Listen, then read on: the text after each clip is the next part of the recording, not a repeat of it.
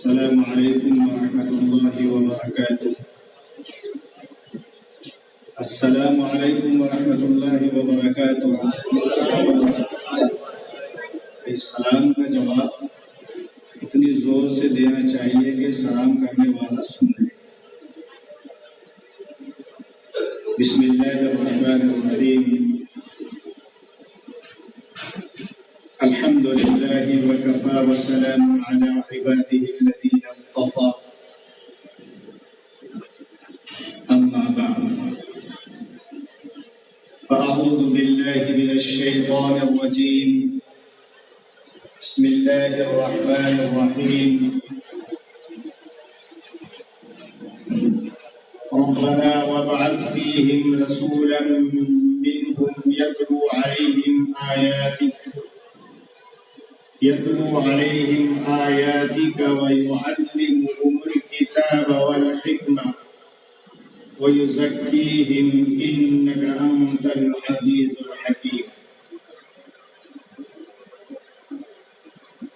وقال النبی صلی اللہ تعالی علیہ وسلم: ترکت فیکم امرین لن تضلوا ما تمسکتم بہما کتاب اللہ وسنت رسولہ۔ صدق اللہ وصدق رسولہ النبی الکریم۔ اسٹیج پر تشریف فرما حضرات علماء کرام اور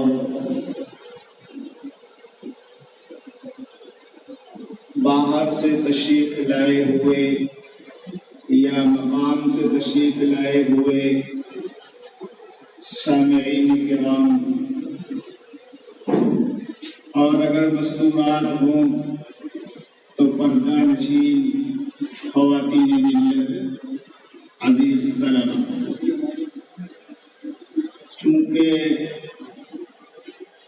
یہ مجلس لمبی ہو گئی ہے، وقت طویل ہو گیا ہے، اس لیے میں زیادہ طویل بات نہ کرتے ہوئے اختصار کے ساتھ بات رکھوں گا۔ اللہ رب العزت سے دعا فرمائے کہ مجھے صحیح کہنے کی اور ہمیں صحیح سننے کی اور ہم سب کو اس پر عمل کرنے کی توفیق مرحمت فرمائے۔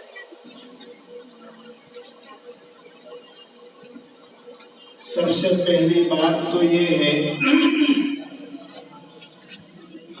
کہ مدارس کا قیام کیوں کیا؟ کیوں مدارس بنائے جاتے ہیں؟ اور اس طریقے سے مدارس میں انتظامات کر کے اور طلبہ کو رکھ کر ان کی تعلیم و تربیت کا انتظام کیوں کیا؟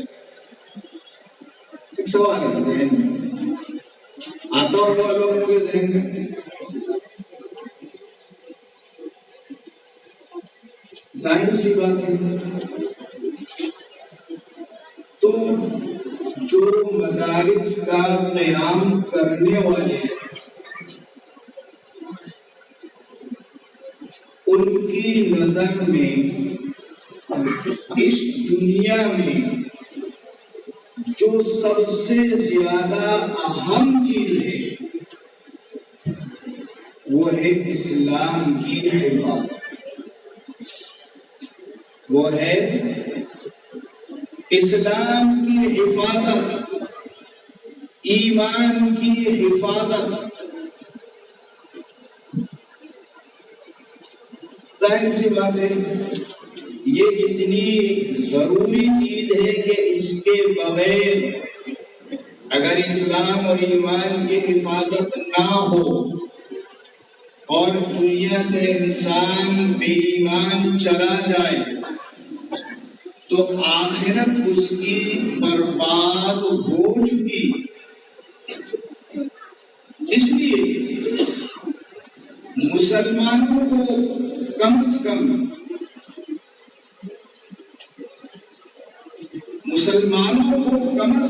اسلام پر قائم اور دائم رکھنے کے لیے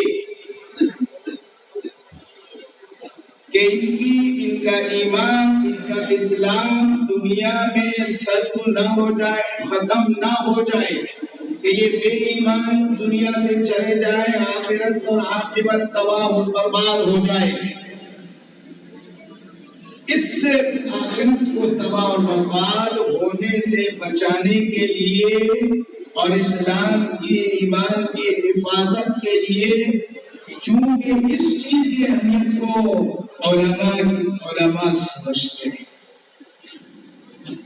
اور انہوں نے سمجھا ہے، اس لیے اس کی حفاظت مدارس کے ذریعے سے ہی ہو سکتی. قرآن کریم کی تعلیم اور تعلم ہی دین اسلام کی اصل حفاظت ہے، اور جس نے قرآن کریم کی تعلیم و تعلم کی حفاظت کی، اس نے خود اپنی بھی حفاظت کر لی.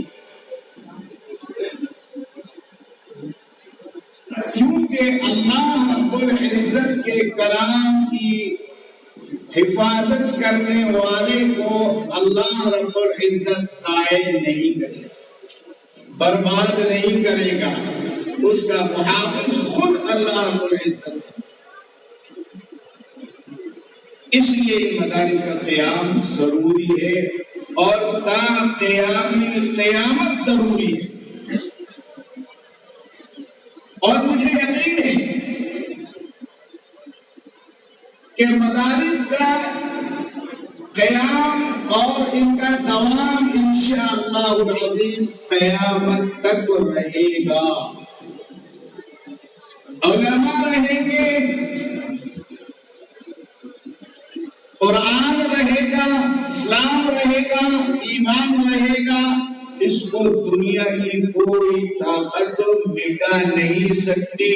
ہمیں مایوس ہونے کی ضرورت، ہم کو مٹا سکے زمانہ، ہم کو مٹا سکے زمانہ، یہ زمانے میں دم نہیں. زمانہ ہم سے ہے، ہم زمانے سے نہیں.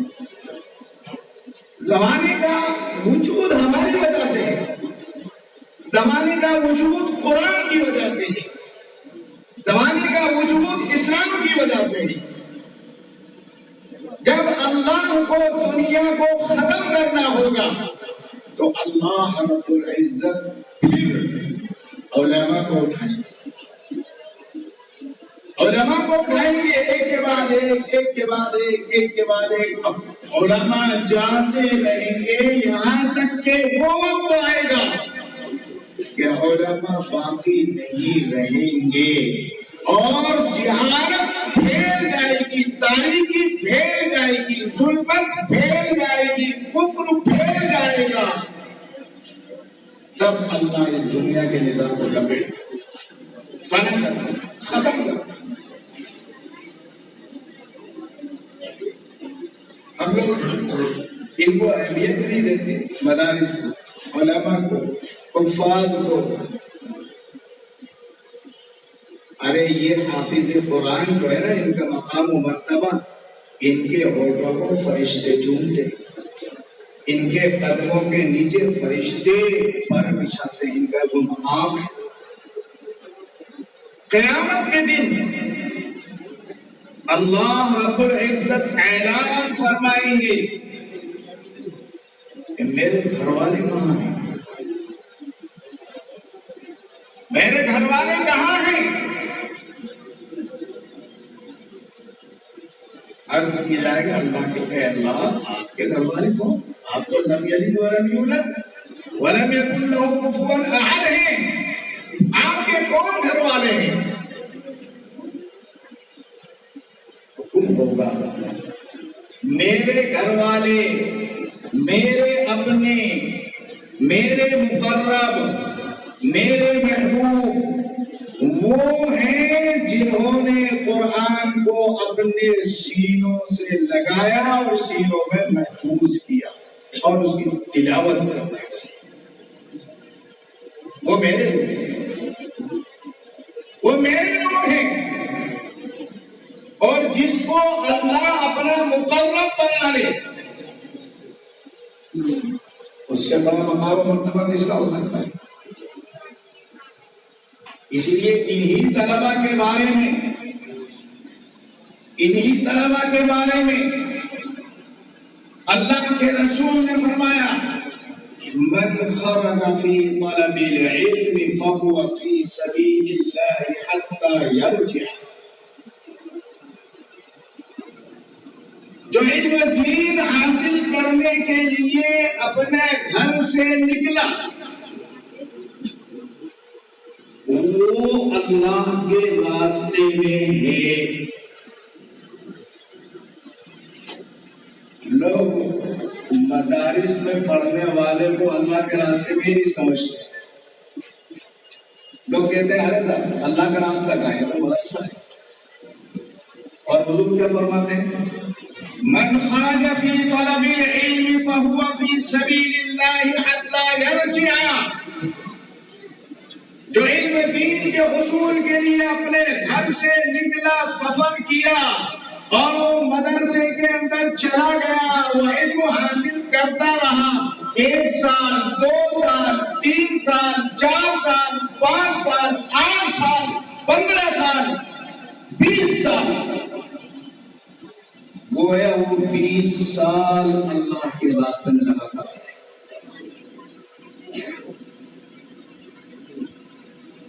ہمارا مزاج یہ بن گیا ہے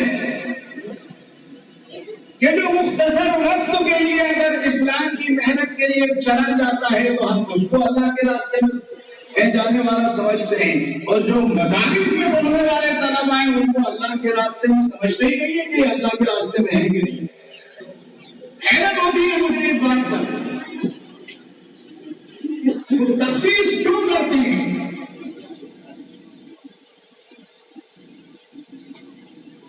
حضور نے تو اللہ کا راستہ اس کو کہا ہے، اور یہ وہ اللہ کے راستے میں ہوں گے جو دین کی حفاظت کے لیے، اسلام کی حفاظت کے لیے نکلتے ہیں، دین کی ترویج و تبلیغ کے لیے نکلتے ہیں، وہ اللہ کے راستے میں۔ یہ اسلامی سرحدوں کی حفاظت میں کھڑے رہتے ہیں، وہ اللہ کے راستے میں ہیں۔ یہ اسلام کو پھیلنے کے لیے جو روڑ بنتے ہیں، اس روڑوں کو ہٹانے کے لیے جو لوگ اپنی جان کی بازی لگا دیتے ہیں، وہ اللہ کے راستے میں۔ تخصیص نہیں ہے کہ ایک ہی طریقہ جو ہے وہ اللہ کے راستے کا ہے، دوسرا طریقہ اللہ کے راستے کا ہے ہی نہیں، ایسا نہیں۔ اس میں حصر کیوں کرتے ہیں؟ اس لیے یہ وہ طلبہ ہیں جو مستقل یہ اگر سوئے تو اللہ کے راستے میں، جاگے تو اللہ کے راستے میں، کھیلے تو اللہ کے راستے میں، چلے تو اللہ کے راستے میں، تلاوت کرے تو اللہ کے راستے میں، استنجا کرے تو اللہ کے راستے میں، ان کا وہ مقام ہے۔ اس لیے کہ یہی قرآن کے محافظ ہیں، اللہ نے ان کو منتخب کیا ہے اپنے قرآن کی، اپنے کلام کی حفاظت کے لیے۔ اللہ ہر کسی کا انتخاب نہیں کرتا۔ وَرَبُّكَ يَخْلُقُ مَا يَشَاءُ وَيَخْتَارُ مَا كَانَ لَهُمُ الْخِيَرَةُ، اللہ نے انتخاب کیا ہے، ہزاروں لاکھوں بچے ہیں، لیکن اللہ جس کو چنتا اسی کو مدرسے میں بھیجتا۔ لاکھوں انسان ہوتے تھے، اللہ نے انہی انسانوں میں سے جس کو چنا وہی نبی بنا، وہی رسول بنا۔ اسی طرح نبیوں کے وارثین کا بھی اللہ انتخاب کرتا ہے، یہ نبیوں کے وارث بنا۔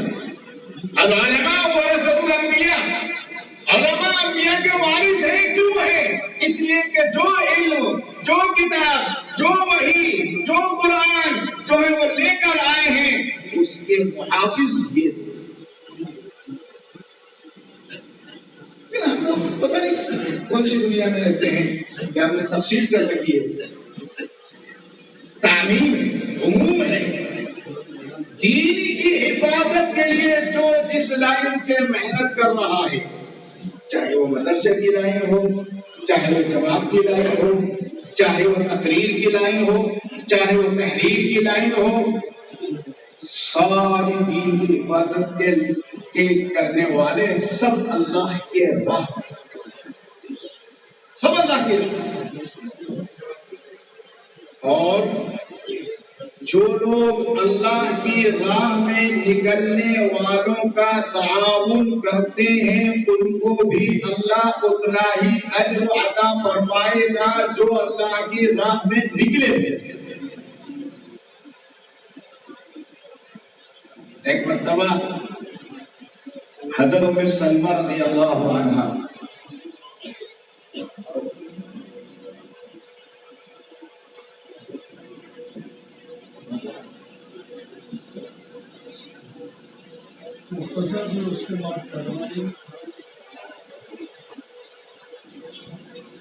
تو حضرت ام سلمہ رضی اللہ عنہا نے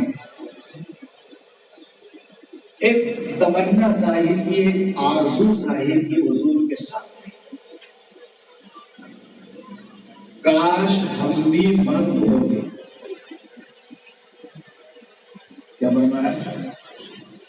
ہم بھی مرد ہوتے تو مردوں کی طرح اللہ کے راستے میں جا کر ہم بھی اپنی جانوں کا نذرانہ پیش کرتے، اور جس طرح اللہ مردوں کو اجر عطا فرمائے گا ہم بھی اس کا وہ اجر حاصل کرتے۔ کتنا شاندار جذبہ ہے۔ حضور نے فرمایا، بلکہ اللہ نے آیت کو نازل فرمایا ان کی اس تمنا پر، حضور پر، اور فرمایا کہ جو تمہارے گھر والے جو ہیں اللہ کی راہ میں نکلے ہوئے ہیں اور تم ان کے گھر پر ان کے گھر بار اور بیوی اور بچوں یعنی اب ان کے بچے کی مال کی تم محافظ ہو، حفاظت کر رہی ہو تو اللہ تمہیں بھی اس کا اجر عطا فرمائے گا۔ تو جو طلبا مدرسے میں اللہ کی راہ میں لگے ہوئے ہیں، نکلے ہوئے ہیں، ان کا جو بھی تعاون کرے گا اللہ ان کو بھی اتنا ہی اجر عطا فرمائے گا۔ تو اس لیے مدارس کو کبھی حقیر نہیں سمجھنا، کم درجے کا نہیں سمجھنا۔ جو علماء ہیں، حفاظ ہیں، طلباء ہیں، یا دین کی کسی بھی لائن سے جماعت میں نکلے ہوئے ہیں یا کسی لائن سے وہ خدمت کر رہے ہیں، ان کو کبھی حقیر نہیں سمجھنا، ان کو کبھی کمزور نہیں سمجھنا، ان کی کبھی برائی نہیں کرنا، ان کی کبھی غیبت نہیں کرنا۔ اصلاح کا طریقہ یہ نہیں ہوتا ہے کہ آپ جو ہے کسی کمی کو دیکھ کر اس کمی کو دوسرے کے سامنے بیان کر دیں، یہ اصلاح کا طریقہ نہیں ہے۔ حضور نے اصلاح کا طریقے کی مثال بڑی اچھی بیان فرمائی، المؤمن مرآت المؤمن، المؤمن مرآت المؤمن، مومن مومن کے لیے آئینہ ہے۔ جیسے شیشے میں دیکھ کر آدمی اپنے چہرے کے داغ دھبے دیکھتا ہے نا، تو یہ آئینہ جو ہے اسی کو بتاتا ہے جو دیکھتا ہے کہ تمہارے چہرے پر یہ داغ ہے، یہ ہے، یہ دوسرے کو نہیں بتاتا ہے۔ آدمی شیشہ کر لیتا ہے، سدھار لیتا ہے، آئینہ دوسرے کو اس کا عیب ظاہر نہیں کرتا، بتاتا نہیں دوسرے کو، آئینہ اسی کو بتاتا ہے جس میں عیب ہے۔ تو ایسے ہی اگر کوئی کمزوری اور نقص اگر ہم کسی میں دیکھیں، علماء میں دیکھیں، حفاظ میں دیکھیں، کسی عام آدمی میں دیکھیں، کسی مدرسے میں دیکھیں، تو تو اس کی اصلاح کا طریقہ یہ ہے کہ آپ ان سے براہ راست جا کر کہ حضرت اگر یہ ایسے ہو جائے تو بہت اچھا، اور اگر میں اس میں کچھ خدمت کر سکتا ہوں تو میں حاضر ہوں. یہ اصلاح کریں. اصلاح کی نیت سے خلوص کے ساتھ اگر بات کہی جائے گی تو مانی جائے گی، اس کا اثر ہوگا. اور اگر انتشار اس لیے اور بدامنی پھیلانے کے لیے، برائی پھیلانے کے لیے اگر کوئی جو ہے نکتہ چینی کرے گا تو یہی تو غیبت ہے. وہ غیبت زنا سے بڑا برا ہے. آدمی زنا کرنے کو گناہ سمجھتا ہے لیکن غیبت کرنے کو گناہ نہیں سمجھتا. اس لیے ہم سب کو حضور نے فرمایا املک علیہ کا لسان، اپنے زبان پر کنٹرول کرو. جس نے زبان پر کنٹرول کر لیا حضور فرماتے میں اس کے لیے جنت کا ضمانت دار، میری ضمانت پر میں اس کو جنت میں داخل کروں گا. کریں گے انشاءاللہ. اللہ ہم سب کو عمل کرنے کی توفیق عطا فرمائے. الحمدللہ.